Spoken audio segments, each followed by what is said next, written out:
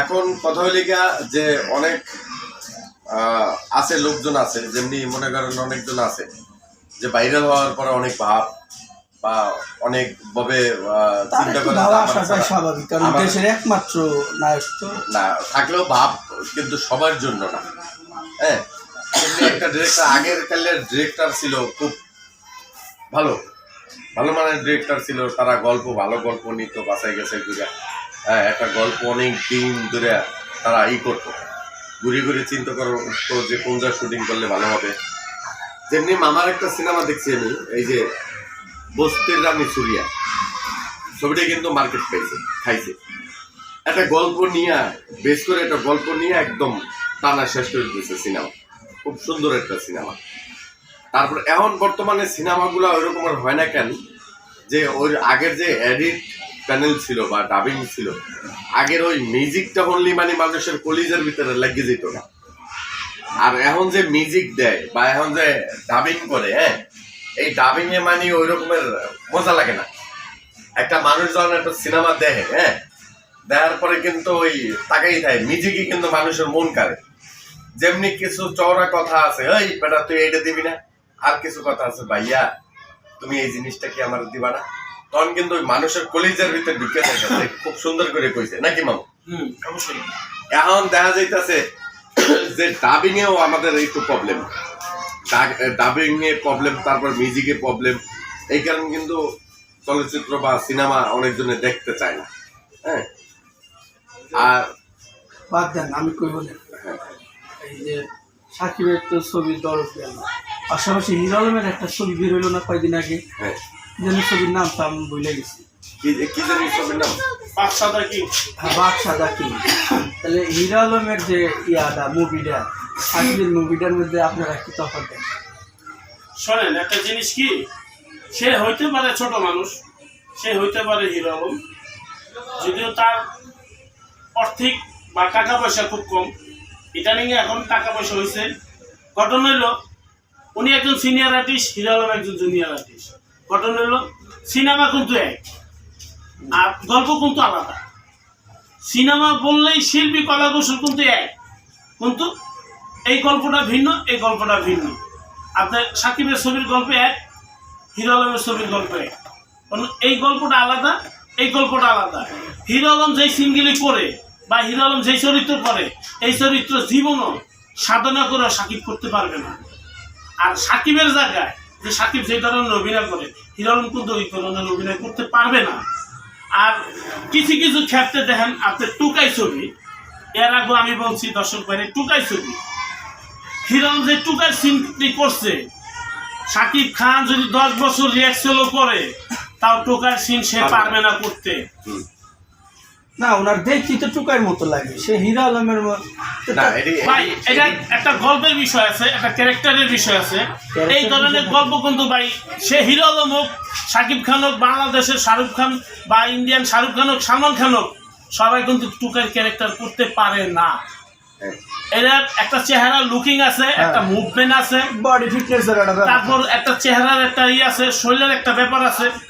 আপনি বিষয় একটা দেন, কিছুদিন আগে আমি মানিকগঞ্জ দৌলতপুর একটা পাগলের ক্যারেক্টার করছি। আমি যেই ময়লার থেকে ভাত উড়ায় খাইছি, সেই ময়লার থেকে সাকিব খান পারবে না ওই ভাত উড়ায় খাইতে, বা একটা বিস্কিট উড়ায় খাইতে পারবে না। সেই কিনা কেউ আমি শর্ট দেব না, তার অভিনয় সেইটা, আমার ক্যারেক্টার এটা, আমার এই জিনিস দিয়ে আমার নিজের ফুটায়। কিন্তু হিরো আলম পারবো, হিরো আলম পারবো, সাকিব পারবে না। তবে আরেকটা কথা কি, আমি ইদানিং দেখছি যে সিনেমা কিন্তু একদম স্তব্ধ হয়ে গেছিল এফডিসি, ঠিক আছে, বা 5টা লোক যে কাজ করছে এই যে হিরো আলমের ছবিতে, হ্যাঁ, এইসব লোক কিন্তু বাদ দিয়ে সাকিব খান কিন্তু কাজ করছে বাহিরের কিছু আর্টিস্ট নিয়ে। কিন্তু এইসব লোক যদি নিত, কিন্তু তারাও কিন্তু আশায় থাকে যে একটা সিনেমা বাংলাদেশের ভিতরে একটা সিনেমা করবে সুপারস্টার সাকিব খান, হ্যাঁ, এই সিনেমায় আমরা কাজ করব, হ্যাঁ, এরা কিন্তু আশায় থাকে, কিন্তু তারা কিন্তু পায় না। এফডিসি আপনি যাই দেন কি অবস্থা, মানে মাসি এরকম এফডিসির ভিতরে বর্তমান মাসি ঘুরে। আগে যে জমজমাট ছিল এফডিসিটা, ভিতরে ঢুকলে 4টা ছেড়ে 5টা ছেড়ে শুটিং চলে। এখন যা দেখেন একটা গানের অ্যাড চলে, নাহলে একটা বিজ্ঞাপনের কাজ চলে। কয়দিনের ভিতরে সাকিব খান কইতে পারে যে আমাদের বাংলাদেশ চলচ্চিত্রের ভিতরে আমরা এফডিসির ভিতরে কাজ করব, তো বাংলাদেশ চলচ্চিত্রে এফডিসির ভিতরে যদি কাজ করে 5টা আর্টিস্ট কিন্তু তার দ্বারা আল্লাহর রহমত খুব সুন্দর করে চলে, কাজ করলে 2টা পয়সা পায় 2টা ডাল ভাত খাইতে পারে। এখনো যায় দেখেন এফডিসির ভিতরে অনেক স্টাফ আছে মানুষ না খেয়ে থাকে, 10 টাকা মাইসেতে চায়া খায়। না এখানে আবার একটু কথা আছে, এফডিসিতে কাজ করতে পারে না কারণ মানে পরিবেশ ভালো না, পরিবেশ ভালো না, প্লাস হচ্ছে ভাড়াটা বেশি। ভাড়া বলতে কি আমি কাজ করতে ভাড়ার বিষয় না ভাই, আপনার আগে মানসম্মত জিনিসটা দেখতে হবে। আপনি যে একটা গল্প বানাবেন কিছু নাই তাহলে আপনি নাই থাকুক, আপনি সেট বানান, সেট বানাই করেন। ভাড়াটা কত, কারেন্ট বিল আলাদা, সব মিলিয়ে একটা প্রডিউসারের প্রকৃত বাড় যায় না, আপনি এটা যায় না। একটা জিনিস বোঝেন, হ্যাঁ, আপনি একটা সেটে যদি একটা ছবি বানাইতে যান, আপনার একটা ছবির বাজেট আছে 5 কোটি, সেখানে যদি আপনি 20 লাখ চিন্তা করেন, 1 কোটি টাকা চিন্তা করেন, তাহলে আপনার 5 কোটি টাকার 1 কোটি টাকা আপনি করতে পারবেন? আপনার 5 কোটি টাকায় ওইখানে খরচ করতে হবে। তাহলে আপনি 5 কোটি টাকা যদি খরচ করেন, ওইখানে কি কি সাজাইতে হইব, সেট কি করতে হবে, আপনার ওই টাকার ভিত্তিতে আপনার সম্পূর্ণ করতে হবে। আপনার বাড়িতে তো টাকা না দিতে হবে না, করতে পারে। আপনার চিন্তাধারা থাকতে হবে আমি ডিরেক্টর, আমার 5 কোটি টাকা বাজেট দিছে, আমার পুরো ছবিটা বানাই দিলে আমার এই কয় টাকা থাকবে, সবাই দিয়ে আমার এই কয় টাকা থাকবে। আপনার ওই চিন্তা করতে বলছে না আমার এই টাকা দিতে আমার এই ফিল্মটা বানাইতে হবে, আমার এই আর্টিস্ট নিয়ে, এটাও চিন্তা করতে হবে।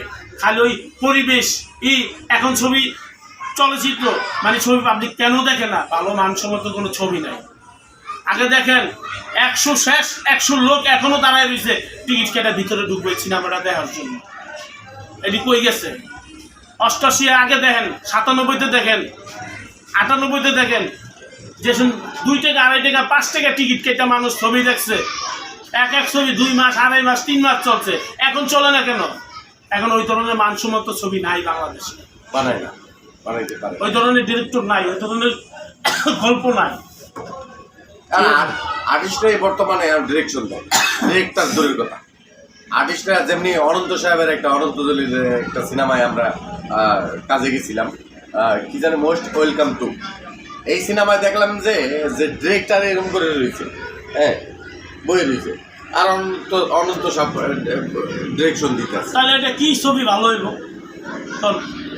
হিসাব আছে ভাই, অনেক কিছু হিসাব। আচ্ছা ঠিক আছে, অনেক কথাই বলছি, ভালো থাকে না। হ্যাঁ, অনেক কিছু বিষয় আছে।